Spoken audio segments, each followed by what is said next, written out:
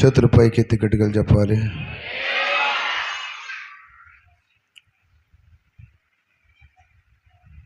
యెహోషువ గ్రంథము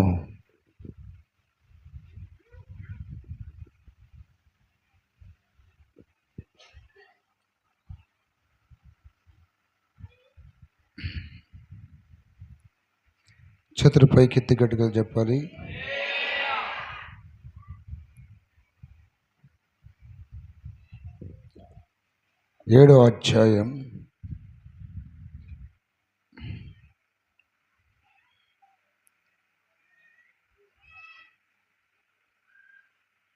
6వ వాక్యం. యెహోషువ తన బట్టలు చింపుకొని తానును ఇశ్రాయేలీయుల పెద్దలను సాయంకాలం వరకు యెహోవా మందస్సము నెదుట నేల మీద ముఖములు మోపుకొని తమ తలల మీద ధూళి పోసుకొనొచ్చు, అయ్యో ప్రభువా, యెహోవా మమ్మను నశింపజేయనట్లు అమోరీయుల చేతికి మమ్మను అప్పగించుటకు ఈ జనులను ఈ యొర్దానెందుకు దాటించితివి? మేము యొర్దాను అవతల నివసించుటే మేలు. ప్రభువా, కనికరించుము. ఇశ్రాయేలీలు తమ శత్రువులు ఎదుట నిలవలేక వెనుకకు తిరిగి నందుకు నేనేమి చెప్పగలను?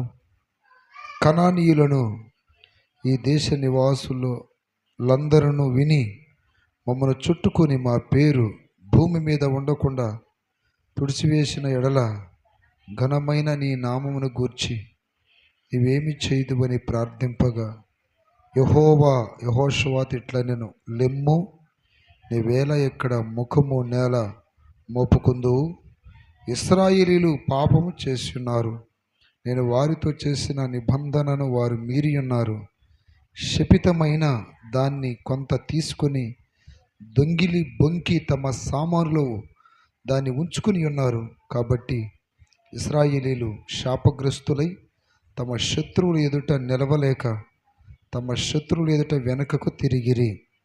శాపగ్రస్తులైన వారు మీ మధ్య ఉండకుండా మీరు వారి నిర్మూలన చేసితేనే తప్ప నేను మీకు తోడై ఉండను. చేతుల పైకెత్తి గట్టిగా చెప్పండి. ఒక దినాన యెహోషువ దేవుని సన్నిధిలో ప్రార్థన చేస్తున్నాడు.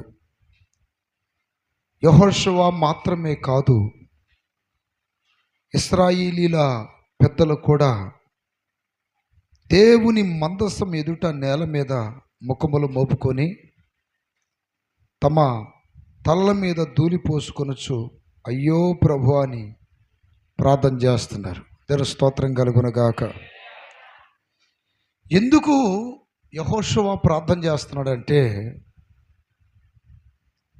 శత్రువుల చేతిలో ఇశ్రాయేలీలు ఓడిపోయారు. వాక్యం చెప్తుంది 4వ వాక్యములో, కాబట్టి జనులలో ఇంచుమించు 3,000 మంది అక్కడికి వెళ్ళిరి కానీ వారు వారి ఎదుట నిలవలేకపోయిరి. చాలు. అంటే యుద్ధము చేయాలని వెళ్ళారు, జాగ్రత్తగానండి, యుద్ధము చేయాలని వెళ్ళారు, శత్రువులు ఎదుట నిలవలేకపోయారంట. కొంతమంది చచ్చిపోయారు కూడా. ఎందుకు ఇలా మమ్ములను యొర్దాను నది దాటించి శత్రువుల చేతిలో మమ్మల్ని చంపావు ప్రభువా, నా ప్రజలు చనిపోయారు, ఇదంతా ఎందుకు జరిగింది అని దేవుణ్ణి ప్రశ్నిస్తున్నాడు యెహోషువ. అక్కడ అతడు సాయంకాలం వరకు దేవుని మందస్సము ఎదుట నేల మీద ముఖములు మోపుకొని తమ తలల మీద ధూళి పోసుకొని ప్రార్థన చేస్తున్నారు. అంటే ఇక్కడ విషయం ఏంటంటే, దేవుని నడిపింపులో ఉన్న యెహోషువ, దేవుని నడిపింపులో ఉన్న ఇశ్రాయేలీలు ఓడిపోవడం ఏంటి? జాగ్రత్తగానండి వాక్యాన్ని. హల్లెలూయా చెప్పాలి గట్టిగా. దేవుడే వారిని నడిపిస్తున్నాడు, అయినా ఓడిపోయారు. ఎందుకని? చాలాసార్లు మనము ఇలాంటి ప్రశ్నలు వేసుకోవాలి. దేవునితోనే ఉంటున్నాం, మందిరానికి వస్తున్నాం, ఉపవాసాలు ఉంటాం, దైవ సేవకులు మన ఇంటికి వస్తుంటారు, పోతుంటారు, అప్పుడప్పుడు కుటుంబ ప్రార్థనలు పెట్టించుకుంటాం, కానుకలు ఇస్తాం, దశమ భాగాలు ఇస్తాం, అన్నీ ఇస్తాం. అయినా ఓడిపోతాం ఎందుకని, అయినా ఏదో ఒక కీడు జరుగుతుంది ఎందుకనే ప్రశ్న వేసుకోవాలి. ఇక్కడ యెహోషువ ఎందుకు ఇలా జరిగింది అని తన తల మీద ధూళి పోసుకొని సాయంకాలం వరకు దేవుని దగ్గర కన్నీళ్ళు విడిచి ప్రార్థన చేస్తున్నాడు. దేవుడు చెప్తున్నాడు ఏమనో తెలుసా? 10వ వాక్యంలో యెహోవా యెహోషువతో ఇట్లా, నేను నీవేళ ఇక్కడ నేల మోపు కుందువు, ఇశ్రాయేలు పాపము చేసి ఉన్నారు. చాలు చాలు. ఇశ్రాయేలు ఏం చేశారు? మనము దైవ సన్నిధికి వస్తున్నా దేవునికి ఇష్టం లేని పాపాలు చేస్తే దేవుడు మేలు చేయడు. మనం దేవుని బిడ్డలమని చెప్పుకుంటున్నా అంతరంగం దేవునికి నచ్చకపోతే విజయాలు చూడలేం. ఇతను దేవుని సన్నిధికి వెళ్తున్నాడుగా, దేవుని బిడ్డే కదా. ఎందుకు ఇలా జరిగిందంటే దానికి ఆన్సర్ ఎవరు చెప్పాలి?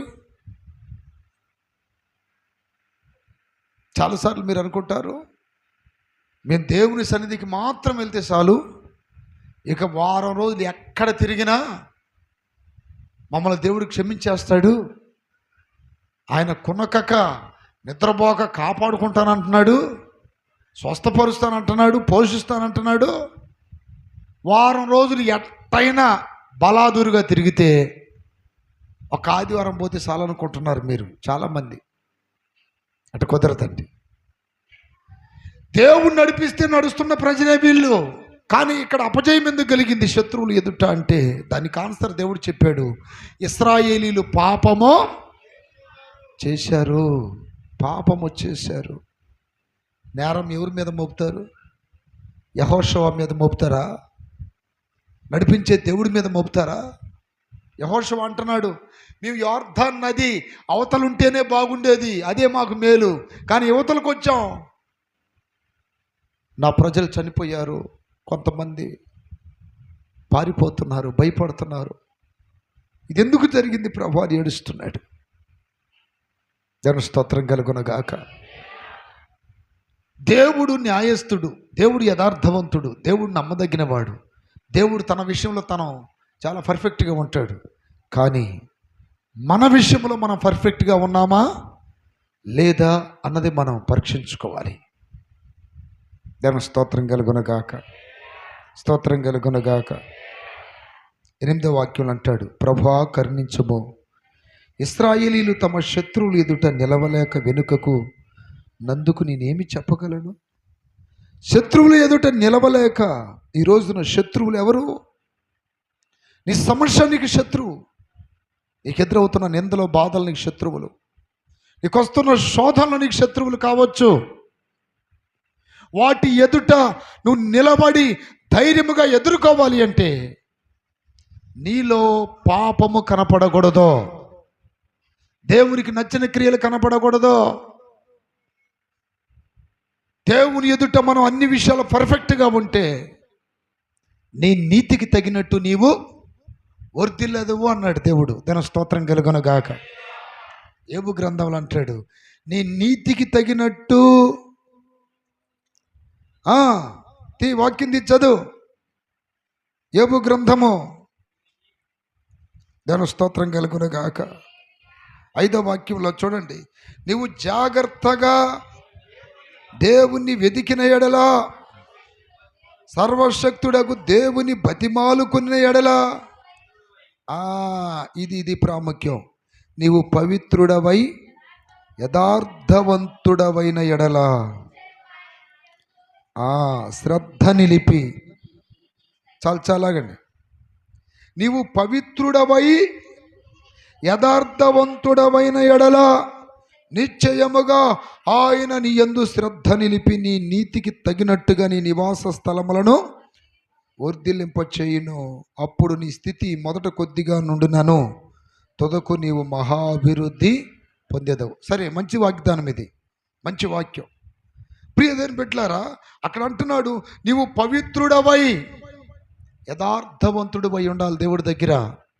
ఇక్కడ పవిత్రత కోల్పోయారు ఇశ్రాయేలీలు, అందుకే ఓడిపోయారు, వెనకకు తిరుగుతున్నారు. అంటే ముందుకు వెళ్ళలేకపోతున్నారు. కొంతమంది అంటారు కదా, మేము అసలు ముందుకే వెళ్ళలేకపోతున్నాం, ఏంటో అన్నీ మాకు అన్నీ ఎదురు పడుతున్నాయి, అన్నీ అడ్డుపడుతున్నాయి, ఏది పట్టుకున్నా మేము జయం పొందలేకపోతున్నాం అంటారు. ప్రియ దేవుని బిడ్డలారా, నీవు పవిత్రుడవై యథార్థంగా ఉంటేనే దేవుడు నిశ్చయముగా నీ మీద శ్రద్ధ నిలుపుతాడు. ఆమె ఎవరి ఎడల శ్రద్ధ నిలుపుతాడు? దేవుని సన్నిధికి వచ్చినంత మాత్రాన, సౌండ్ పెట్టి కొంచెం, దేవుని సన్నిధికి వచ్చినంత మాత్రాన నా ప్రియదని బిడ్డలారా, దేవుడు కార్యాలయం చేయడు. గుర్తుపెట్టుకోండి, దేవుడి దగ్గరికి వస్తున్నాం, ఇక నాకు జరిగిపోయింది, జరగకపోతే దేవుడి మీద, పాస్టర్ గారి మీద వేద్దాంలే, ఏంది జరగలేదని అని అనుకుంటారు చాలామంది. అక్కడ దేవుడు చెప్తున్నాడు, నువ్వు వర్ధిల్లాలి అంటే నువ్వు పవిత్రుడవై ఉండాలి. ముందు ఏమై ఉండాలి? నువ్వు దేవుని సన్నిధికి వస్తా కూడా పాపాలు చేస్తే దేవుడు దీవిస్తాడా? నువ్వు దేవుని సన్నిధికి వస్తా తప్పుడు పనులు చేస్తా ఉంటే జయం పొందుతావా? నువ్వు దైవ సన్నిధికి వస్తా లోపాలు తప్పిదమ్ములు కలిగి ఉంటే దేవుడు నీ జీవితంలో గొప్ప కార్యాలు చేస్తాడా? చేయడు. చాలామంది అదే అనుకుంటారు, నేను దేవుని సన్నిధికి వెళ్తాను, నాకెందుకు నష్టం, నాకెందుకు కష్టం, నాకెందుకు బాధలు అని. అవి అడిగే ముందు నువ్వు తెలుసుకోవాల్సిన విషయం ఏంటంటే, ఎందుకు అలా జరుగుతున్నాయో, నీలో ఏ లోపాలు ఉన్నాయో ముందు ఎత్తుక్కో. యెహోషువ దేవుణ్ణి అర్థం లేని ప్రశ్న వేశాడు. అర్థం లేదు ఆ మాటకి. వాళ్ళు తప్పు చేశారన్న సంగతి యెహోషువకు తెలియదు. ఇలా ఎందుకు జరిగింది ప్రభువా? మా ఊళ్ళో ఎవరైనా తప్పు చేశారా, ఏదైనా పొరపాట్లు ఉన్నాయా అని అట్టడగాల్సింది. మమ్మల్ని యోర్దాన్ నది నుండి, అంటే యోర్దాన్ అవతల నుండి ఎందుకు తీసుకొచ్చావు వీటికి, మేము అక్కడుంటే బాగుండే వాళ్ళమేగా అంటే దేవునితో ఏం వాడుతున్నాడు? చాలామందికి ఇలాంటి ఆలోచనలు వస్తే, లోకంలోనే మాకు బాగుంది, దేవుని నమ్మకం ముందే బాగుంది, మందిరానికి రాకముందే బాగుంది, బాప్తిసం పొందకముందే బాగుంది, ఇట్లాంటి ఆలోచనలు వస్తాయి. ఇశ్రాయేలుకు కూడా అదే అనిపించింది. కొలిమి లాంటి ఐగుప్తు దాస్యంలో ఉన్న వాళ్ళు అదిగో అక్కడే బాగుంది అంటున్నారు. అంటే తన్నులు తినే దగ్గర, హింసించబడే దగ్గర, దారిద్ర్యపు స్థితిలో, ఇతరులు శత్రువులు ఏలుబడి పరిపాలన కింద అదే బాగుంది అంటున్నారు. పరిశుద్ధమైన దేవుడు నన్ను నడిపిస్తున్నాడు. నేను ఎంత యథార్థంగా ఉండాలి, ఎంత పవిత్రంగా ఉండాలి, ఎంత జాగ్రత్త కలిగి ఉండాలి. నన్ను నడిపిస్తుంది మనుషులు కాదు, నన్ను నడిపిస్తుంది దేవుడు. ఆయన ఏం కోరుకునేవాడు? పవిత్రతను కోరుకునేవాడు. ఆయన ఏం కోరుకునేవాడు? యథార్థత కోరుకునేవాడు. ఆ రెండు నాలో లేనప్పుడు నన్ను ఎట్ట దీవిస్తాడు ఆయన? నన్ను ఎట్ట ఆశీర్వాదిస్తాడు? ఎంతమందికి అర్థమవుతుంది మాట? అర్థం లేని ప్రశ్న వేశాడు యెహోషువ దేవునికి. నాకెందుకు ఇలా జరిగింది? నోరిప్పి మాట్లాడుతున్నాడు దేవుడు. దేవుడు నోరిప్పి మాట్లాడుతున్నాడు. హలో మిస్టర్ యెహోషువ, లిజన్ మై వాయిస్. కొంచెం నా మాట విను. ఎందుకు ఇలా జరిగిందని బాధపడుతున్నావు కానీ నీ గుంపులో ఒకడు పాపం చేశాడన్న సంగతి నీకు తెలీదు.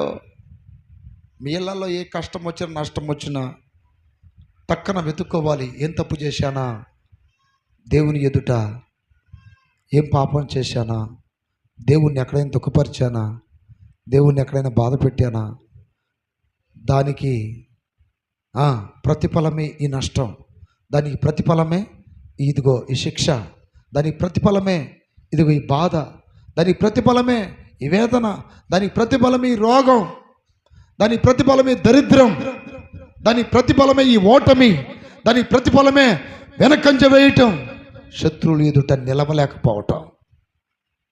ఏదైనా చేశానా తప్పు? దేవుని స్తోత్రం కలుగునుగాక. ఇలా ఆలోచించుకోకుండా దేవుడికి న్యాయమే లేదు. ఆయనకుంది ఎప్పుడు న్యాయం, నీకే లేదు. దేవుడు నన్ను పట్టించుకోవట్లేదు, దేవుడు నన్ను మర్చిపోయాడు, దేవుడు నన్ను విడిచిపెట్టాడు. దేవుడు మమ్మల్ని చిన్న చూపు చూస్తున్నాడంట. ఏ చూపు? దేవుడికి ఉండేది ఒకే చూపు. చిన్న చూపు పెద్ద చూపులు ఉండవు. దేవుని స్తోత్ర. దేవుడు ఒకరిని ఒక టైపు ప్రేమించడు. పక్షపాతము లేని దేవుడు. అబద్ధమాడుటకు ఆయన నరుడు కాదు. ఎందుకు వెనకబడిపోతున్నావు? ఎందుకు ఓడిపోతున్నావు? ఎందుకు కోల్పోతున్నావు? ఎందుకు నష్టపోతున్నావు? ఎందుకు దుఃఖానికి వేదనకి గురైపోతున్నావు? ఎప్పుడైనా కూర్చొని దేవుని దగ్గర ఆలోచించారా? దేవుడు చెప్తున్నాడు 10వ వాక్యంలో,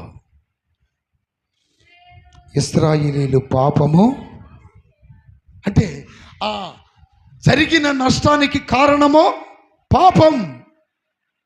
ఇశ్రాయేలీయులు ఏం చేశారు? దేవుని స్తోత్రం కలుగునుగాక. శత్రువుల మీద మనల్ని నిలబెట్టేది దేవుడే. ఆమె శత్రువులు ఎదుట మనల్ని నిలబెట్టేది ఎవరండి? గెలిపించేది ఎవరు? అభివృద్ధి చేసేది ఎవరు? దీవించేది ఎవరు? హల్లెలూయా. యెహోషువ ప్రశ్నకు దేవుడు సమాధానం చెప్తున్నాడు. ఇశ్రాయేలీయులు ఏం చేశారు? పాపము చేసి ఉన్నారు. నేను వారితో చేసిన నిబంధనను వారు మీరి ఉన్నారు. శపితమైన దాన్ని కొంత తీసుకొని దొంగిలి బొంకి తమ సామాన్లో. దేవుని స్తోత్రాలు చెప్పండి గట్టిగా.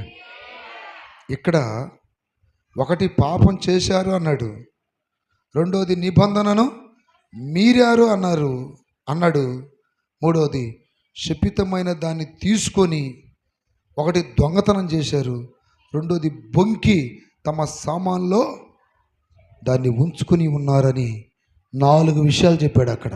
ఎన్ని విషయాలు చెప్పండి? వారు ఓడిపోవడానికి గల కారణం, వారు వెనుదిరగటానికి గల కారణం ఫస్ట్ ఆఫ్ ఆల్ పాపము అన్నాడు. దేవుని బిడ్డలారా, భౌతికమైన శరీరముతో చేసే పాపాలు కొన్ని అయితే, కొన్నిసార్లు ఆత్మీయులమై ఉండి కూడా మనం కొన్ని పాపాలు చేస్తాం. బైబిల్లో కొన్ని పాపాలు ఉన్నాయి, ఆత్మ సంబంధమైన పాపాలు. యాకోబు పత్రికలో ఏమని రాయబడిందంటే, మేలు చేయటం ఎరిగి ఉండి మేలు చేయకపోతే పాపం. మేలు చేయటం ఎరిగి ఉండి అంటే అర్థం ఏంటి? మేలు చేయటం ఎరిగి ఉండి అంటే అర్థం ఏంటి? దేవుని స్తోత్రం కలుగునుగాక. యథార్థంగా బ్రతకాలి, పరిశుద్ధంగా బ్రతకాలి, పవిత్రంగా బ్రతకాలి. ఇది దేవుని దృష్టికి మేలు, మంచి. అమ్మో, ఇలా బ్రతకటం మంచి కదా, మేలు కదా, అది తెలిసి ఉండి అలా చేయకపోతే అది పాపం. నెంబర్ 1. నెంబర్ 2 ఏంటి? విశ్వాసము కలిగి బ్రతకకపోతే అది పాపం. పొరుగు వారిది ఆశించడం పాపం, ఆజ్ఞలు మేరటం పాపం. ఎన్నో పాపాలు లోన ఉంటాయి. పాపాలు 2 రకాలు: మరణకరమైన పాపం, మరణం కాని పాపం. ఈరోజు ఇక్కడికి వచ్చిన వారిలో ఎవరైనా, అయ్యా మేము ఏది పట్టుకున్నా నష్టపోతున్నాం, ఏది పట్టుకున్నా ఓడిపోతున్నాం, మాకంటే తక్కువ వాళ్ళు, లేకపోతే మాకు విరోధమైన వాళ్ళు మా కళ్ళ ముందే అలా వెళ్ళిపోతున్నారు, మా దరిద్రం ఏంటో మాకు తెలియట్లేదయ్యా అనుకుంటే దేవుని దగ్గర అడగండి. యెహోషువ వేసిన ప్రశ్నకి దేవుడు సమాధానం ఇచ్చాడా లేదా? ఈరోజు నువ్వెందుకు అలా అవుతున్నావో, నీ కుటుంబం ఎందుకు అలా అవుతుందో, యెహోషువ వల్ల దేవుణ్ణి అడిగితే దేవుడు చెబుతాడు నీ లోపాన్ని. ఒక అతనికి మనశ్శాంతి లేదంట. ఏడుస్తా కూర్చుంటున్నాడు. మందిరానికి వెళ్తున్నాను, వాక్యం చదువుతున్నాను, నాకెందుకు మనశ్శాంతి ఉండట్లేదయ్యా, వేదన కలుగుతుందయ్యా అని తాను ఎన్ని రోజులు ఉపవాసం ఉండగలిగాడో అన్ని రోజులు ఉపవాసం ఉండి ప్రార్థన చేశాడు. ఆ ప్రార్థనలో దేవుడు ఒక దర్శనం చూపించాడు అతనికి. ఆ దర్శనములో తాను వెళ్ళి అగ్నిగుండంలో కాలిపోతున్నట్టు దేవుడు చూపించాడంట. ప్రభువుని అడుగుతున్నాడు, అయ్యా నేను నీ నామములో బాప్తిసం పొందానయ్యా, రక్తంతో కడగబడ్డ బిడ్డనయ్యా, నేను అగ్నిగుండంలో కాలిపోవటం ఏందయ్యా అంటే దేవుడు చెప్పాడంట, భార్య బ్రతికుండగా నీవు ఆ భార్యకి విడాకులు ఇచ్చి వేరొక స్త్రీని పెళ్లి చేసుకున్నావు. భార్య బ్రతికి ఉండగా వేరొక స్త్రీని పెళ్లి చేసుకున్నావు నువ్వు. అది నా దృష్టికి పాపము, అది నా దృష్టికి నేరము. ఇమ్మీడియట్లీగా ఆమెను వదిలిపెట్టి నీ సొంత భార్యని నీవు మరలా చేర్చుకోమని దేవుడు చెప్పినప్పుడు, ఇప్పుడు ఈవిడితో పెళ్ళయింది కదా, ఇప్పుడు వద్దు పో అంటే ఎలా పోద్దండి? చాలా రకాలుగా చెప్పి చూసినా వింటలేదంట. చెప్పాడంట, నేను నరకానికి పోతున్నట్టు దేవుడు బయలుపరిచాడు, నరకంలో కాలిపోతున్నట్టు దేవుడు బయలుపరిచాడు. ఇది పరిస్థితి అని. అప్రియదేని బిడ్డలారా, దేవుడు చెప్పిన విషయం చెప్పి అతి కష్టం మీద విడుదల పొందాడంట. హల్లెలూయా. అతి కష్టం మీద చేతుల పైకెత్తి గడగలు చెప్పండి. కొన్ని పాపాలు లోపాలు తగులుకుంటే అంత తొందరగా వదలవో. అర్థమైంది మీకు? రక్తానికి మరిగిన పులి అంత తొందరగా మానుకుంటుందా? పాపానికి మరిగిన మనిషి అంత తొందరగా మానుకుంటాడా? అతి కష్టము. ఆమెకు దండం పెట్టాడు, కాలు పట్టుకున్నాడు, అమ్మా నువ్వు కానీ నాకు వేరవ్వకపోతే చివరికి నేను అగ్నిగుండంలో కాలిపోతున్నానని దేవుడు బయలుపరిచాడు. నాకు మరణం ఎప్పుడైనా రావచ్చు. ఇదమ్మా అంటే అతి కష్టం మీద కొన్ని ఒప్పందాల మీద ఆమె విడిపోయింది. మరలా ఆ మొదటి భార్యను తీసుకుని వచ్చినప్పుడు దేవుడు మరలా అతనికి మనశ్శాంతి ఇచ్చాడంట. దేవుని స్తోత్రం కలుగును గాక. మనము అనేక అనేక అనేక పొరపాట్లు కలిగి ఉండి దేవుడు నాకు ఎందుకు ఇలా చేయలేదు అని దేవుని ప్రశ్నిస్తాం. మన పొరపాట్లు ఎత్తుక్కో. ఆత్మ సంబంధమైన పాపాలు ఉంటాయి, వెతుక్కోవాలి. అక్కడ 4 విషయాలు చెప్పాడు. ఒకటి, పాపం చేశారు. రెండోది, నిబంధనను మీరారు. నిబంధన అంటే ఏంటి? ఒడంబడిక. ఒడంబడిక అంటే ఏంటి? ఇద్దరు కలిసి ఒప్పందం. దేని స్తోత్ర. ఇద్దరు కలిసి చేసుకునే ఒప్పందం లేక ఒడంబడిక అంటారు చూడ, దాని నిబంధన. దేవుడు ఇశ్రాయేలుతో నిబంధన చేశాడు. ఆయన నిబంధన చేసిన దేవుడు బాగానే ఉన్నాడు. పొందిన ఇశ్రాయేలీలు నిబంధన మీరారంట. నిబంధన మీరారు. చేతులు పైకెత్తి గట్టిగా చెప్పండి. ఇప్పుడు ఎగ్జాంపుల్ అండి, పెండి రోజున క్రైస్తవ పెళ్ళిళ్ళలో ప్రమాణాలు చేపిస్తారు. అబ్రహాం అయిన నేను, శారా అయిన నిన్ను, రోగమందును ఆరోగ్యమందును ప్రమాణాలు చేస్తారు కదా. నిన్ను ప్రేమిస్తానని, నా సొంత శరీరం కంటే ఎక్కువ ప్రేమిస్తానని ఈ మాటలు పలుకుతారు కదా.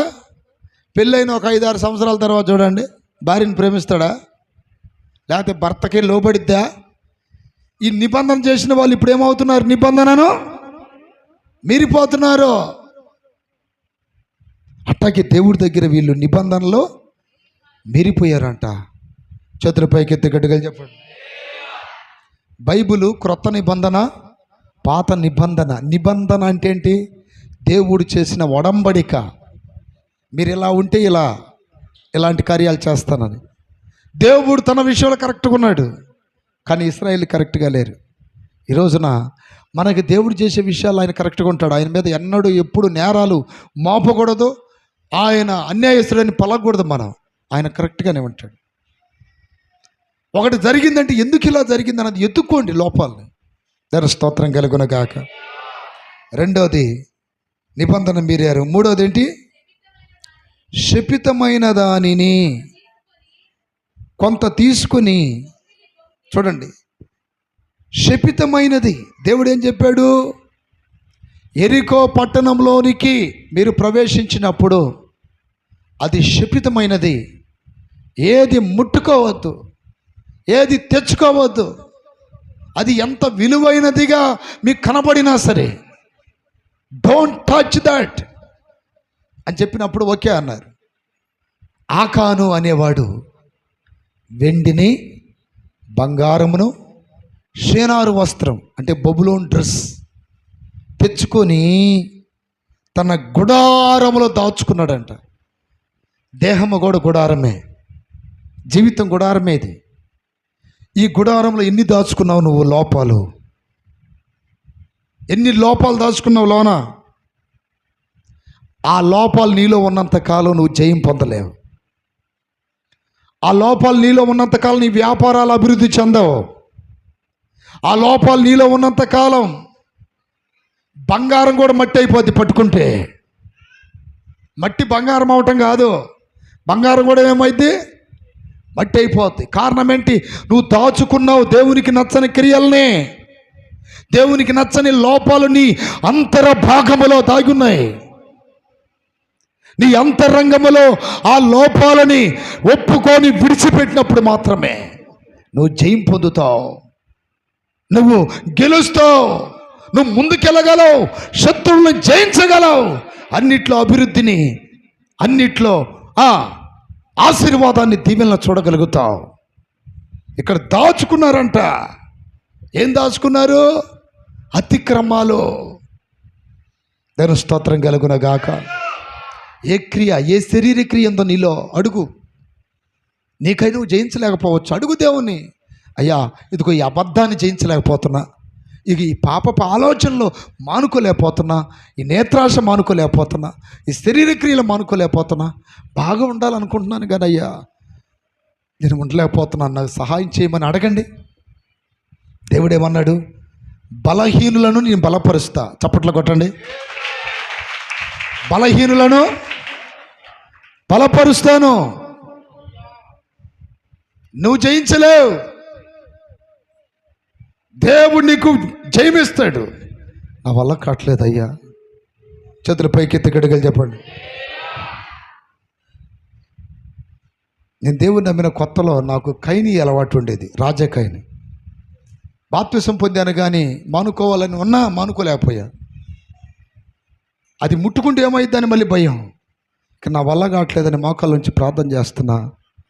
కానీ తెచ్చుకుందామని ఆలోచన చేస్తే, నేను ప్రార్థన చేశాను కాబట్టి, మానుకోవాలని ఆశ ఉంది కాబట్టి నన్ను తీసుకెళ్ళి దేవుడు ఎత్తి లేపి చర్చిలో ఇసిరేసేసాడు. అక్కడ వాక్యము అంటే ఒక పుస్తకం ఉంది, దాంట్లో ఎన్నో వాక్యాలు ఉన్నాయి. అవి చదివిన తర్వాత భయం వచ్చింది. ఇంకా ఆ రోజుతో బంద్. దేవుని స్తోత్రం కలుగును గాక. ఒకవేళ అదే కైనీలు వేసుకుంటా, అదే అలవాట్లు కలిగి ఉంటే జెర్మియా అనే ఈ వ్యక్తి ఇక్కడ దాకా వస్తాడా? చెప్పండి. ఒక అలవాటు, దానికి ఇంకొక అలవాటు. దేవుడు నాకు ఉన్నతమైన పిలిపిచ్చాడు, ఉన్నతమైన సేవ భాగ్యం ఇచ్చాడు, ఉన్నతమైన రక్షణ ఇచ్చాడు. నేను ఎలా పోగొట్టుకోవాలి? మట్టి కోసం మాణిక్యమును వదులుకుందునా, పాడు మట్టి కోసం. చాలామంది మట్టి కోసం ఏం వదులుకుంటున్నారు? నువ్వు పొందిన రక్షణ మాణిక్యం, నీకున్న పరిశుద్ధత మాణిక్యం, నీకున్న పిలుపు మాణిక్యం, నీకున్న సేవ మాణిక్యం. అల్పమైన కొన్ని లోపాలకి లోబడి అవి గుండెలో తెచ్చి దాచుకుంటే, అల్పమైన వాటి కోసం ఘనమైనవి కోల్పోవాల్సి వస్తుంది. ఆ అల్పమైనవి, ఆ లోపమైనవి, ఆ దేవునికి నచ్చనివి ఏమున్నాయి నీ హృదయంలో, నీ డేరాలో, నీ ఇంట్లో, అవి ఎత్తుకొని తీసేయి. అప్పుడు జయం పొందుతావు. దేవుని స్తోత్రం కలుగును గాక. యోబు గ్రంథంలో దేవుడు ఒక మాట అంటాడండి, నీ గుడారములో నుండి దుర్మార్గతను తీసివేసుకో అంటాడు. దాని స్తోత్రం కలుగునుగాక. యోబు గ్రంథం 22:23. సర్వశక్తిని వైపు నీవు తిరిగిన ఎడల నీ గుడారములో నుండి దుర్మార్గమును దూరముగా తొలగించిన ఎడల. అబ్బా అబ్బా, చూసారా? గుడారములో నుండి దుర్మార్గతని దూరముగా తొలగించిన ఎడల. ఇది చూడండి అన్నయ్యలారా, అభివృద్ధి చెందాలి ఎంతమంది అనుకుంటున్నారు? చేతులు ఎత్తారేం చూడండి. అభివృద్ధి వద్దా? దరిద్రమే కావాలా? అభివృద్ధి ఎందుకు చెందలేకపోతున్నావు? గుడారములో దుర్మార్గత ఉంది. ఏంటది? దేవుని అడుగు, చూపిస్తాడు మొత్తం. దేవుని స్తోత్రం కలుగునుగాక. మన లోపాలు మనకు బయలుపరిచే దేవుడు మన దేవుడు. మన లోపాలు మనకు బయలుపరుస్తాడు. నా పక్కన వాళ్ళు అభివృద్ధి అవుతున్నారు, నేను అభివృద్ధిగా లేకపోతున్నా. నా పక్కన వాళ్ళు ఎదుగుతున్నారు, నేనేం పాతాళానికి వెళ్ళిపోతున్నా. సంవత్సరాలు గడిచిపోతున్నాయి, నెలలు గడిచిపోతున్నాయి, వారాలు, దినాలు, గంటలు అన్నీ గడిచిపోతున్నాయి. వెనక్కి తిరిగి చూస్తే ఎన్నో సంవత్సరాలు గడిచిపోయినాయి. ఇంకొంది కొంచెమే సమయం. నేను అభివృద్ధి అయ్యేది ఎప్పుడు? దేవుడు అంటున్నాడు, నీ గుడారములో నుండి దుర్మార్గతను తొలగించుకో, అభివృద్ధి పొందుతావు. ఏం దుర్మార్గత ఉంది? దేవుని దగ్గర ప్రార్థనలో కూర్చున్నప్పుడు నాకు అది అయ్యా, ఇది అయ్యా, అచ్చయ్యా అని అడగమాకండి. ముందు అయ్యి కదా అడగాల్సింది. ముందు నన్ను క్లీన్ చేయి ప్రభా. దేవుని స్తోత్రం కలుగునుగాక.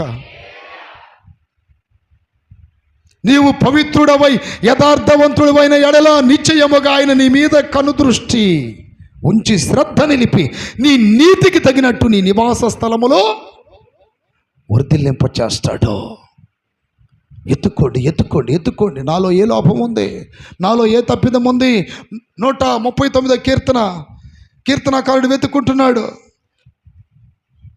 అన్నయ్య ప్రార్థన చేసినా నాకే కార్యం జరగలా. ఎట్టా కప్పలాగా అదే.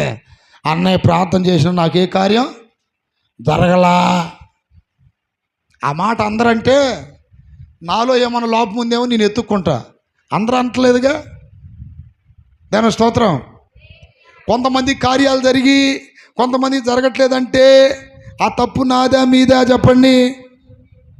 ఎవరిదండి? అందరూ అన్నయ్య నువ్వు ప్రార్థన చేస్తే ఏ కార్యాలు జరగట్లేదులే. అలా ఏసైని నమ్ముకున్న వాళ్ళందరూ కూడా ఏసైని నమ్ముకున్న ఏ లాభం లేదు, ఏ ప్రయోజనం లేదు, ఏ మేలులు పొందలేకపోతున్నాం అందరూ చెబితే ఏసైని విడిచిపెట్టాలి, నన్ను కూడా విడిచిపెట్టాలి మీరు. కానీ అందరికి జరుగుతున్నాయే, నీకొక్కడికి ఎందుకు జరగట్లా? నీకొక్కదానికి ఎందుకు జరగట్లా? నీ కుటుంబానికి ఎందుకు మేలు జరగట్లా? నువ్వే ఎందుకు అభివృద్ధి కాలేకపోతున్నావు? ఎంతమందికి అర్థమవుతుంది ఈ మాట? ఏముంది నీ లోపల? యెహోషువ అడుగుతున్నాడు, ఎందుకు ఇలా జరిగిందని. అరే ఫుల్ యెహోషువ, వారు పాపం చేశారా? నిబంధనను మీరారా? శపితమైన దాన్ని తీసుకొచ్చి గుడారంలో పెట్టుకున్నారా? అది తీసేస్తేనే కదరా నేను లోనకు వచ్చి మిమ్మల్ని దీవించేది. అది ఉంటే నేను ఎట్టొస్తాను రా మీ దగ్గరికి? దేవుని స్తోత్రం కలుగునగాక. దేవుడు మన ఇంట్లోకి రావడానికి మనం ఆయనకి పరిశుద్ధ స్థలాన్ని కట్టాలంట. మోషేతో ఒకసారి అంటాడు దేవుడు, నిర్గమకాండం 25:8 అంటాడు, నేను వచ్చి మీ మధ్యలో ఉండునట్లు నాకు ఒక పరిశుద్ధ స్థలాన్ని నిర్మించండి. నాకు ఒక పరిశుద్ధ స్థలాన్ని నిర్మించండి. నేను వచ్చి మీ మధ్యలో ఉండాలి. అపవిత్రంగా ఉంటే ఎట్టంటే అట్టు వస్తానా? మీరు ఎట్లా ఉన్నా మీ దగ్గరికి వస్తాను నేను. మీ హృదయాలు ఎలా ఉన్నా నేను వస్తానా? ఎలాంటి కంపుతో ఉన్నా వస్తానా? ఎలాంటి లోపాలతో ఉన్నా వస్తానా? రాను కదా. మీలాంటిది అపవిత్రుడిని కాదు కదా, మీలాంటి అపరిశుద్ధుడిని కాదు కదా. నేను వచ్చున్నట్లు మీరు నా కొరకు ఏం కట్టాలి? చేతుల పైకెత్తి గట్టిగా చెప్పండి. గుండె నిండా బూతులు పెట్టుకొని, గుండె నిండా అన్యాయాలు పెట్టుకొని, గుండె నిండా అబద్ధాలు పెట్టుకొని, గుండె నిండా ద్వేషం పెట్టుకొని, గుండె నిండా మందు పోసుకొని, గుండె నిండా పొగ ఊదుకొని లోన కడుపులో ఎక్కడ ఫుల్లుగా పొగ ఊది అన్నయ్యో ఎంత ప్రార్థన చేస్తున్నా కార్యాలు జరగట్లేదు ఏదన్నయ్యా. ముందు లోన క్లీన్ చేసుకో. దేవుని స్తోత్రం. దేవుడు రావాలంటే ముందు నీ లోన ఏం కావాలి? క్లీన్ అవ్వాలి. దేవుని స్తోత్రం కలుగునుగాక. దావీదు 139వ కీర్తన 23లో అంటున్నాడు, దేవా నన్ను పరిశోధించి నా హృదయమును తెలుసుకునుము, నన్ను పరీక్షించి నా ఆలోచనలు తెలుసుకునుము, నీ కాయస్కరమైన మార్గం నా ఎందున్నదేమో చూడుము. చేతుల పైకి ఎత్తికట్టుగా చెప్పాలి. సేవకులైన, సంఘ పెద్దలైన, విశ్వాసులైన ఈ భూమి మీద ప్రతి ఒక్కడు ఎందుకు ఎదగలేకపోతున్నాం, ఎందుకు అభివృద్ధి చెందలేకపోతున్నాం, ఎందుకు ఓడిపోతున్నాం, ముందుకెళ్ళలేకపోతున్నాము అనే ప్రశ్న ఉన్న ప్రతి ఒక్క వ్యక్తిని వేసుకోవాల్సింది ఏంటంటే, దేవునికి నచ్చని నాలో ఏమున్నాయి, దేవునికి నచ్చని క్రియలు నాలో ఏమున్నాయి, దేవుని ఎదుటి నేను ఏ తప్పు చేశాను. శపితమైనవి అన్నాడు. దేవుని స్తోత్రాలు చెప్పండి. శపితమైనవి అంటే అర్థం ఏంటి? అన్నయ్య వెండి బంగారాలు శపితమైనవా? వస్త్రాలు శపితమైనవే? కాదు. వెండి బంగారాలు వస్త్రాలు శపితమైనవి కాదు. దేవుడు వద్దన్నవి చేస్తే, వద్దన్నవి ముట్టుకుంటే అవే శపితమైనవి. దేవుని స్తోత్రం కలుగునుగాక. వెండి బంగారాలు శపితమైనవి కాదన్నాడు అన్నయ్య అని చెప్పి రేపొద్దున పోయి 4 తులాలు చేయించుకున్నారు. 4 తులాలు చేయించుకున్నారు. దాని స్తోత్రం కలుగునుగాక. దేవునికి ఈ బాహ్య సౌందర్యము, ఈ బాహ్య అలంకారాలు అవసరం లేదు ఆయనకి. దాని స్తోత్రం కలుగునుగాక. అంతరంగం పరిశుద్ధంగా ఉండాలి. శపితమైనవి అంటే దేవుడు, మీరు ఎరికో పట్టణానికి వెళ్ళినప్పుడు ఏది ముట్టుకోవద్దన్నాడుగా, ముట్టుకున్నారు. ఈ రోజున దేవుడు కొన్ని ముట్టుకోవద్దు అంటున్నాడు మిమ్మల్ని. శాపగ్రస్తమని ముట్టుకోవద్దు, దేవునికి ఇష్టం లేని ముట్టుకోవద్దు, వాడి ప్రాంతానికి వెళ్ళొద్దు, శరీర క్రియలు మీకు వద్దు, ఆలోచనలు కూడా రానియొద్దు, ఆ ప్రజలతో మీకు సంబంధాలు వద్దు, ఆ ప్రజలతో మీకు సహవాసం వద్దు. నీతికి దుర్నీతికి ఏం సంగత్యం, చీకటికి వెలుగుకి ఏం సంగత్యం, దేవాలయానికి విగ్రహానికి ఏం సాంగత్యం, అవిశ్వాసులకి విశ్వాసులకి ఏం పొత్తు. మీరు ప్రత్యేకంగా ఉండండి. దేవుని స్తోత్రం కలుగునుగాక. ప్రత్యేకంగా ఉండండి. ఇజ్రాయేలు ప్రపంచములో ఎందుకు గొప్ప? ప్రపంచంలో ఇజ్రాయేల్ ఎందుకు గొప్ప అంటే వాళ్ళు ప్రత్యేకమైన జనం. వాళ్ళ ఆచారాలు, వారి కట్టడలు, వారి వీధులన్నీ దేవుడికి నచ్చినాయి, దేవుడు పెట్టినాయే. ఈరోజు కూడా ఆఫ్టర్ ఆల్ 90 లక్షల మంది వాళ్ళు. మన ఇండియాలో 140 కోట్ల మంది ఉన్నాం మనం.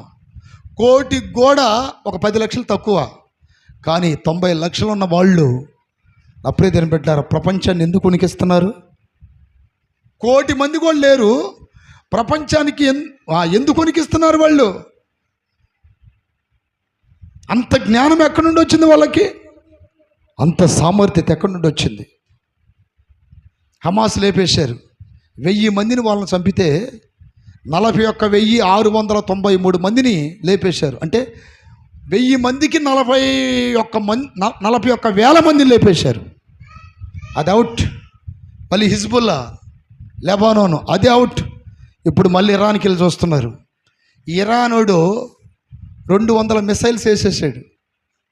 అసలుకి ఇజ్రాయెల్ జోలి వెళ్ళాలంటే 1 నెల రోజులు కూర్చొని ఆలోచించాలంట వాళ్ళ జోలి వెళ్ళాలంటే. ఎందుకని? బైబిల్లో ఇజ్రాయెల్ గురించి రాయబడింది. మనం ఇప్పుడు దాకా ఇవి జరగకపోతే, ఈ ఇంటర్నేషనల్ న్యూస్ మనకు అర్థం కాకపోతే, ఈ ఇజ్రాయెల్ చరిత్ర ఒక కథగానే మిగిలిపోయేది.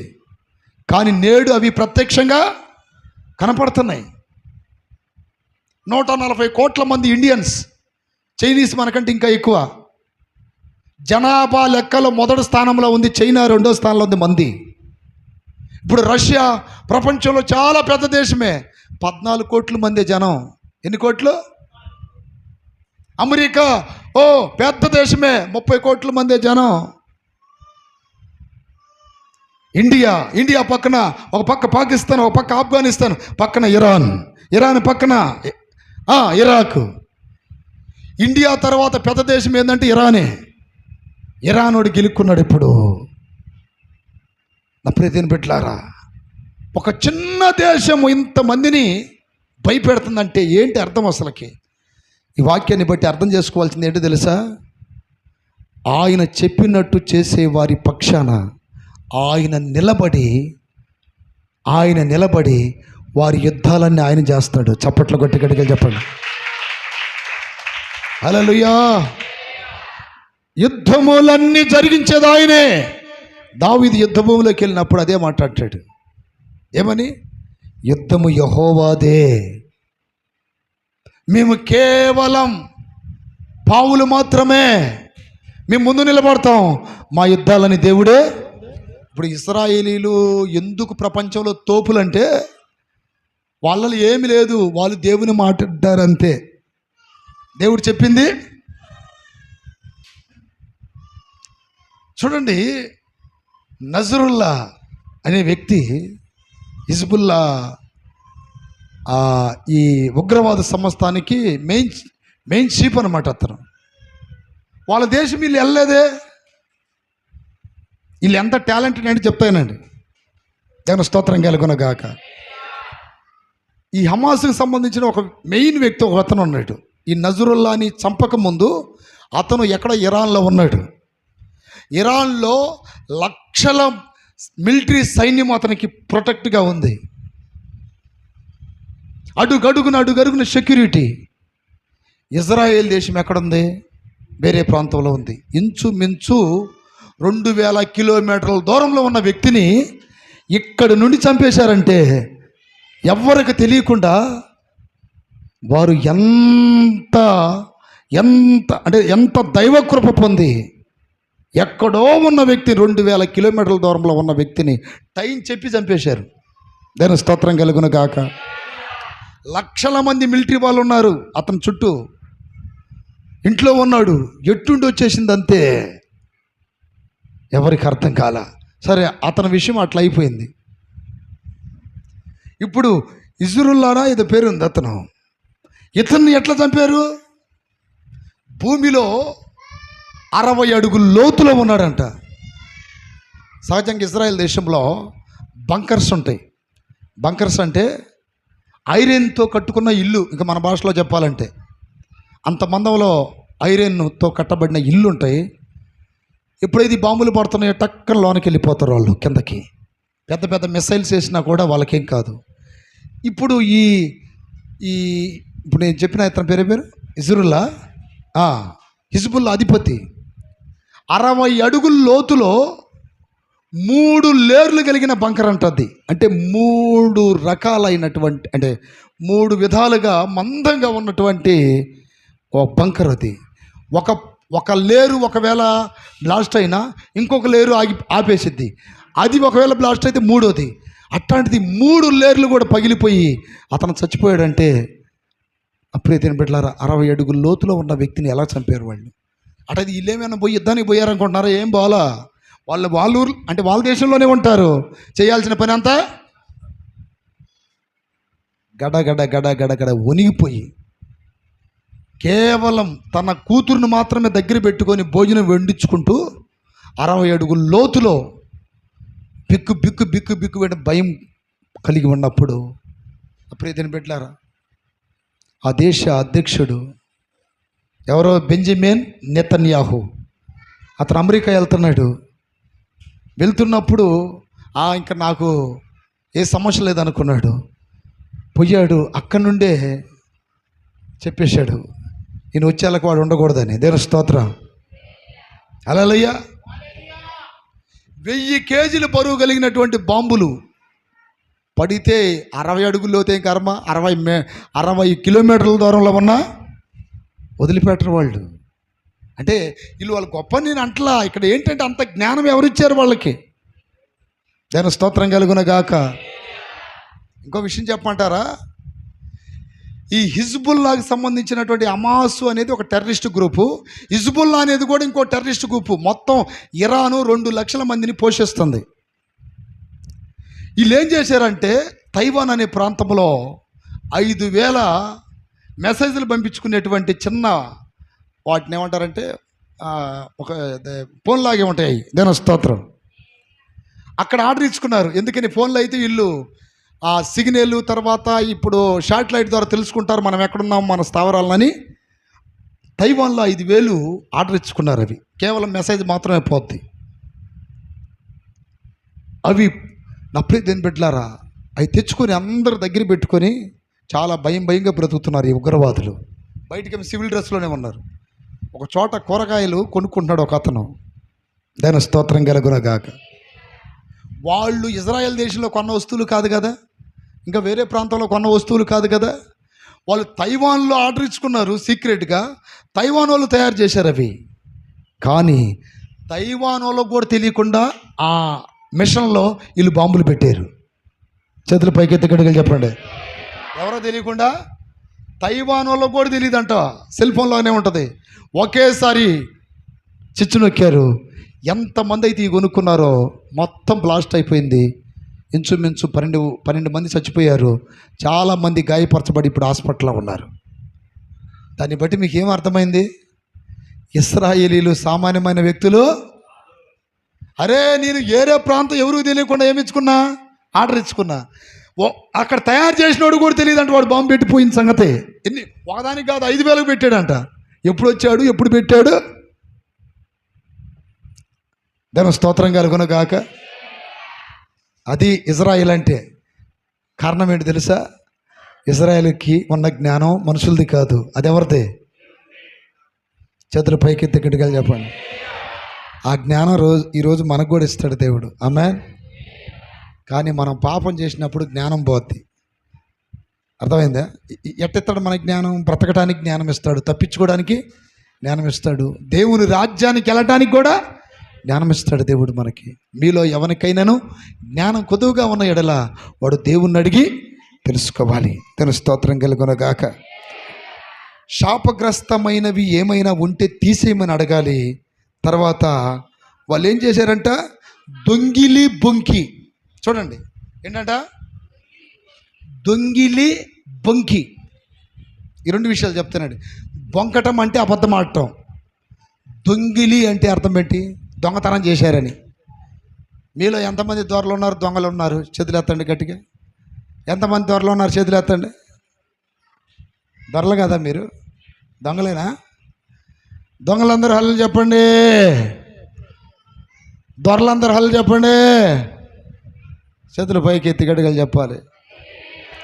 అసలు దొంగ అన్నది మాకు అర్థం కాదు, దొర అన్నది మాకు అర్థం కాదు. నువ్వు తొందరగానే ముగిస్తే మా దారి మేము పడతామన్నట్టుకున్నారు. హల్లు చెప్పండి గట్టిగా. ఎట్టుందంటే ఇది డిగ్రీ సబ్జెక్టులు తీసుకొచ్చి వీళ్ళు కూడా అర్థం కాని వాళ్ళ దగ్గర చెప్పినట్టుందంటారా? అర్థమవుతుందా అసలు? ఇంతకే అర్థమవుతుందా? దేవుని స్తోత్రాలు చెప్పండి. ఇక్కడ మీకు ఒక విషయం చెప్తానండి.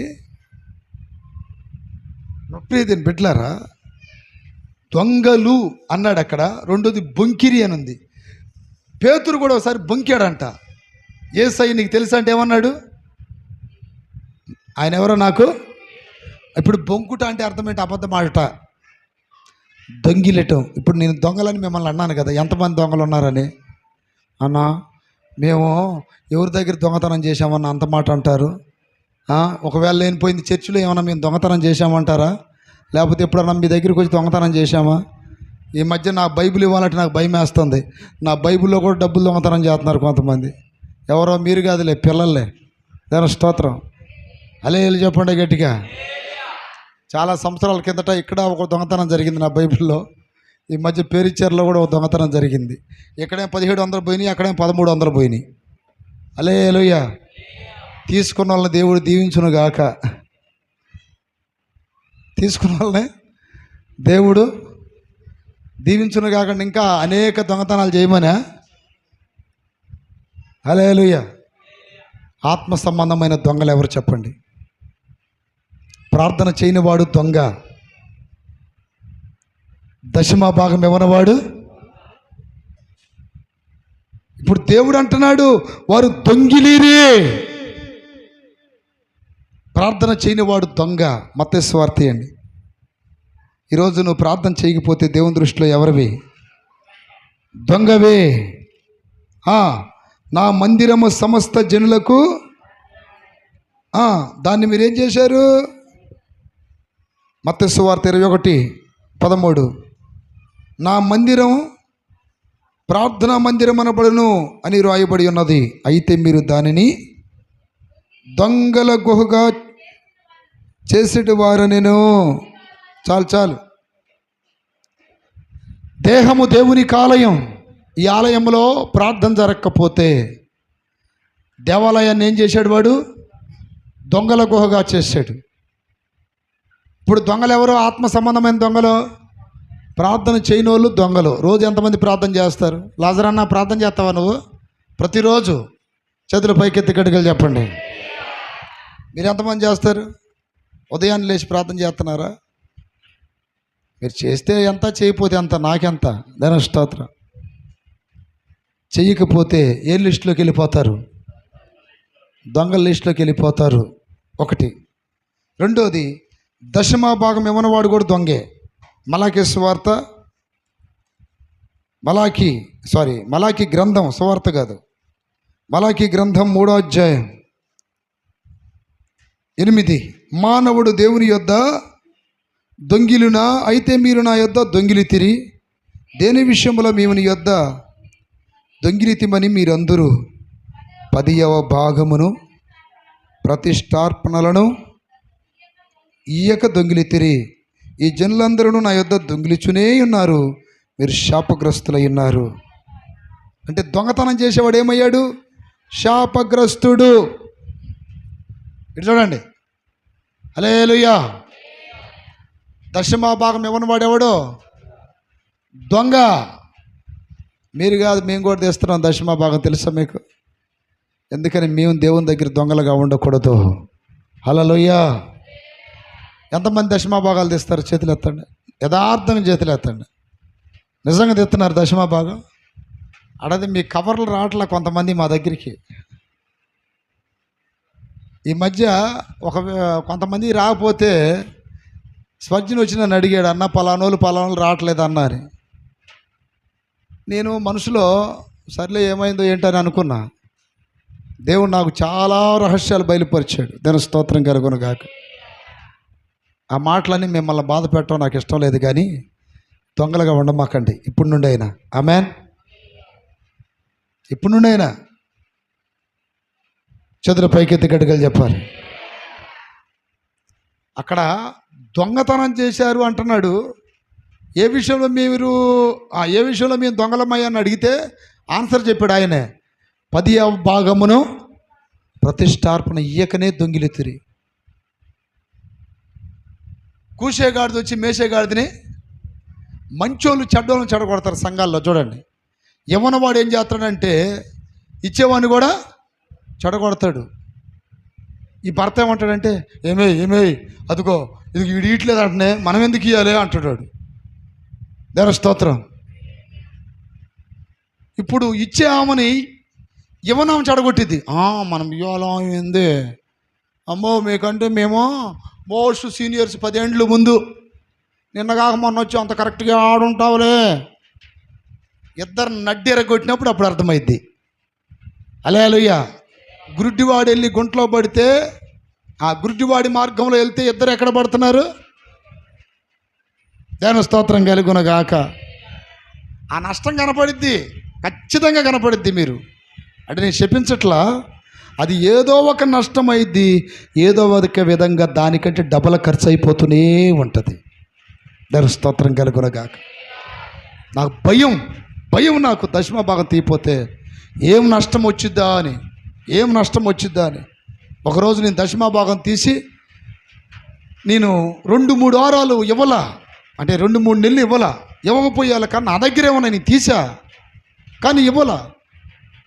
నేను బాపట్ల నుండి వస్తున్నాను, కారుకి నా ప్రియదని పెట్టారు, పెద్ద సమస్య వచ్చి పడింది. అప్పుడు దేవుడు మాట్లాడుతున్నాడు. ఏమని మాట్లాడు తెలుసా? నీవు నాకు ఇవ్వవలసినవి నిర్లక్ష్యం చేసావు గనుక అది పాపముగా మార్చబడింది. దానికి డబల్ డబల్ డబల్ డబల్. వారం రోజులు కారు ఆటో నగర్లో ఉంది. దేవుడు బయలుపరిచాడు, ఇదిగో ఇదేని. అప్పుడు బైక్ వేసుకొని పోయి చచ్చినట్టుగా ఇచ్చొచ్చా. దేని స్తోత్రం కలుగునగాక. దేవుడు ఏమంటాడు తెలుసా? కైసరికి దేవునికి చెందాలి అంటాడు. దేని స్తోత్రం కలుగునగాక. చాలామంది నేను ఇవ్వకపోతే పాస్టర్ గారికి గతి లేదు, నేను ఇవ్వకపోతే అది లేదు ఇది లేదు అనుకుంటారు. నువ్వు ఇవ్వకుండా చూడు, దేవుడు సేవకులను ఏదో ఒక విధంగా పోషిస్తాడు. ఆమేన్. కానీ నువ్వు ఎక్కడికి పోతావు నీకు అర్థమైంది. నప్పుడు తినబెట్టలారా, చాలామందికి ఇది ఒక తెలుసు. నాకు ఎవరెవరు ఇవ్వట్లేదో కూడా నాకు బాగా తెలుసు. కానీ నేనేం బాధపడను. చంద్ర పైకెత్తి గడిగలు చెప్పండి. మీరు శాపగ్రస్తులుగానే ఉండండి, దొంగలుగానే ఉండండి, చివరికి రాజ్యం కోల్పోండి. కొరింథీయులకు రాసిన మొదటి పత్రిక 6వ అధ్యాయం 9వ వాక్యం చదువుతారా? 10వ వాక్యం చదవండి. అన్యాయస్తులు దేవుని రాజ్యమునకు వారసులు కానేరరు. మీకు తెలియదా? మోసపోకుడి. జారులైనను, విగ్రహారాధకులైనను, వ్యభిచారులైనను, ఆడంగితనము గలవారైనను, పురుష సంయోగులైనను, దొంగలైనను, లోబులైనను, త్రాగుబోతులైనను, దోషకులైనను, దోసుకుని వారైనను దేవుని రాజ్యమునకు వారసులు కానేరరు. అబ్బా, అంటే ఇక ఆయన లిస్టులో చెప్పేశాడుగా ఎవరెవరు పారు అని చెప్పాడు. అక్కడ అన్యాయస్తులు పారు, జారులు పారు, విగ్రహారాధకులు పారు, వ్యభిచారులు పారు, ఆడంగితనం గలవారు పారు, పురుష సంయోగులు పారు, దొంగలు. అక్కడ చూడండి, దొంగలు కూడా పారు. ఆమె ఎంతమందికి అర్థమైంది ఈ మాట? చెప్పండి. ఏందన్న వాక్యాలతో తెగపోయితే భయపెడుతున్నామంటారా? భయపెట్టినట్ట నిజం చెప్పినట్ట? ఎంతమందికి అర్థమైంది? కొంతమందికి భయపెట్టేట్టు ఉంటుంది. ఏమండి, ఏలియాని దేవుడు కాకుల ద్వారా పోషించుకున్నాడు, కానీ ఇశ్రాయేలు మాత్రం తప్పించుకున్నారా? అందుకని జాగ్రత్త. దొంగలు వెళ్ళారంట, త్రాగుబోతులు కూడా వెళ్ళరంట. దేవుని స్తోత్రం కలుగునగాక. ఎవరు వెళ్ళరు? తాగుబోతులు, తాగే వాళ్ళు కూడా పోరంట. జాగ్రత్త. త్రాగుబోతులు, తిట్టేవాళ్ళు కూడా పోరు. దోషకులు కూడా పోరు.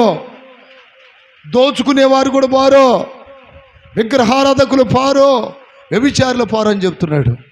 ఆ వాక్యాన్ని అండర్లైన్ చేసి పెట్టుకోండి. మీరు రోజుకోసారి అని చదువుకోండి. అది ఇప్పుడు దశమ భాగం ఎవరిన వాళ్ళు పరలోకం వెళ్తారా వెళ్ళరా చెప్పండి. ఇవ్వని వాళ్ళు వెళ్తారా వెళ్ళరా చెప్పండి అమ్మా. మీరు నేను అడుగుతున్నా, మీరు చెప్పండి. దొంగలకి దేవుని రాజ్యం లేదని ఉందా లేదా అక్కడ? అనేది ఇప్పుడు దశమ భాగం తీయపోతే దొంగలా కాదా? ప్రార్థన చేయకపోతే దొంగలా కాదా? ఇప్పుడు తీయాలా లేదా? రేపు వారం నుండి తీయాలా లేదా? రేపు వారం తేవాలా లేదా? చేతులు పైకెత్తి గడిగలు చెప్పండి. తేగపోతే ఏం గుర్తుపెట్టుకోవాలి? చిన్నవాడా నువ్వు కూడా, దేవుని స్తోత్రం. నా తనయ్యలు నువ్వు కూడా, మీరు చేస్తున్నారా? మీరు అందరూ చేస్తే దేవుడు దీవించును గాక. అలా చెప్పండి గట్టిగా. మొన్న ఒకసారి ఏం జరిగిందంటే, పేరిచ్చారులో మాకు రెండో అక్కయ్య ఒక ఆమె ఉంది, మక్కయ్య. ఎవరు చెప్పారు ఏంటో మొత్తానికి ఆమె ఏం చేసిందంటే, అయ్యా దశమా భాగం ఇస్తాను కానీ 10 రూపాయలు ఈయన కానీ 5 రూపాయలు ఇస్తానయ్యా అంటుంది. ఎంతట? 5 రూపాయలు ఇచ్చిందండి, 100కి 5 అంటే వడ్డీలాగా. అమ్మా నువ్వు ఇస్తే ఎంత, ఇవ్వకపోతే ఎంత, అసలు ఏమో మాకలేమ్మా. ఇప్పుడు దాకా దశమా భాగమే దేవుడు చెప్పాడు. ఇది కొత్త రూట్ చెప్పమాక, దశమా తీసేసి పంచ అని పెట్టమాక 5 అని. అని చెప్తే మొత్తానికి ఏమైందో నేను నా దగ్గరికి వచ్చాయా దశమా భాగం తీసి ఇంట్లో పెట్టాను, శుభ్రంగా మా ఆయన వచ్చి తీసుకెళ్ళి హాయిగా తాగేసాడయ్యా అన్నది. నేను చెప్పాను అక్కడ తీసినప్పుడు ఎప్పటికప్పుడు తెచ్చియాలి కదా, అలాంటి ప్రాబ్లం ఇంట్లో ఉంటే అన్న. లేదు లేదు బల్లారాధనకి ఇద్దామని పెట్టానయ్యా, మళ్ళీ కలిపేలే అయ్యా అంటుంది. మళ్ళీ కలిపేలే అదని చెప్పి ఈరోజు తెచ్చిచ్చింది. అన్న అప్పుడు 5 రూపాయలు ఇస్తానంది, నిజంగా దశమ భాగమే తీసావా అన్న. దక్క కాబట్టి స్వతంత్రత ఉంటుంది కదా, దశమ భాగమా 5 రూపాయలా అన్న. దశమ భాగమేనయ్యో 10 రూపాయలు అంటుంది. పానీలు లైన్లో పడింది. దేవుని స్తోత్రం కలుగునుగాక. ఇక చెప్పాను, ఇక దీవెనలు ఏమొస్తాయి నీకు, ఆమేన్. ఇక సమృద్ధి నీకు, ఆమేన్. ఇక దేవుడు గొప్ప కార్యాలు చేస్తూనే ఉంటాడు. దశమ భాగం తీయకపోతే మన ఆదాయం మీద పడిద్ది దెబ్బ. దేని మీద? ఏదేను తోటలో అన్నీ తినండి, ఒకటి తినొద్దు అన్నాడు. మనకు కూడా 90 రూపాయలు తినండి రా బాబు, 10 రూపాయలు మాత్రం. కానీ ఆ వద్దన్న పండు తిన్నందుకు ఎవరో చెప్తున్నారు పాస్టర్ గారు, దేవుని స్తోత్రం కలుగునుగాక. బాగా చెప్పాడులే మొత్తానికి. అందుకని మనం దొంగలుగా ఉండకూడదు. ఇక్కడ ఇశ్రాయేలు ఏమయ్యారు? దొంగిలిరి. రెండోది బొంకారంట, అంటే అబద్ధాలు ఆడారు. నీ మాట అవునంటే అవును, కాదంటే కాదు. అన్ననయ్య సప్పిరాలు దైవజనుడితో అబద్ధం ఆడినందుకు ఇద్దరు స్తోత్రం. అబద్ధాలు ఆడమాకండి.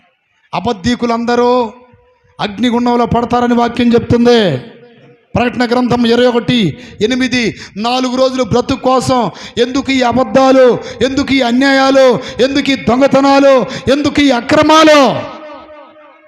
సరిచేసుకో జీవితాన్ని, సరిచేసుకో భక్తిని, సరిచేసుకొని ప్రవర్తనని, సరిచేసుకొని ఆత్మీయతను. 21:8 చివరిలో ఉంటుంది. పిరికివారు, అవిశ్వాసులు, అసహ్యులు, నరహంతకులు, వ్యభిచారులు, మాంత్రికులు, విగ్రహారాధకులు, చూడండి అక్కడ లాస్ట్ అబద్ధికులు. హల్లెలూయా. అబద్ధాలు ఆడుతున్నారా? అబద్ధాలు ఆడే వాళ్ళందరూ ఎక్కడ పోతారు చెప్పండి? అగ్ని గంధకంలోకి వెళ్ళిపోతారు. ఆమేన్. ప్రకటన గ్రంథం 22:14-15 కూడా చదవండి. అబద్ధమును ప్రేమించువారు వెలుపుట ఉంటారు. అబద్ధాలు ఆడించేది ఒక దురాత్మ. అబద్ధాలు ఆడినందుకు ఎన్నో నష్టాలు ఎదుర్కొన్నారు కొంతమంది భక్తులు. ఇశ్రాయేలీలు ఓడిపోవడానికి గల కారణం ఈ 4 తప్పులు. 1 పాపం చేశారు, నిబంధన అతిక్రమించారు. 3వది శపితమైనది తెచ్చుకొని డేరాలో పెట్టుకున్నారు. తర్వాత బొంకారు, దొంగిలించారు. దేవుడు కోపడ్డాడు. అందరి పైకి లేచి నిలబడండి. ప్రియ దేవుని బిడ్డలారా, ప్రియ దేవుని సంగమా, ఈ ఉదయకాల వేళ దేవుడు మాట్లాడుతున్నాడు నీతో. నా కుమారుడా, నా కుమార్తె, నీవు ఓడిపోకూడదు, నీవు వెనుకంజ వేయకూడదు, నీవు అభివృద్ధి చెందాలి, నీవు దీవించబడాలి, నీవు శత్రువుల్ని గెలవాలి, నువ్వు వెనక్కి తిరగకూడదు, యాత్రలో ముందుకు వెళ్ళిపోతూ ఉండాలి. నువ్వు గెలవాలి అంటే నీలో ఇదిగో ఈ పాపం ఉండకూడదు. యెహోషువ అడుగుతున్నాడు దేవుణ్ణి, అయ్యా ఈ సైన్యం ఓడిపోవడానికి గల కారణం ఏంటి? వీరిలో ఏ తప్పులు ఉన్నాయి? దేవుడు బయలుపరుస్తున్నాడు. పాపం ఉంది, నిబంధన అతిక్రమించారు. స్తోత్రం, స్తోత్రం. స్వర్జన ప్రార్థన చేయి.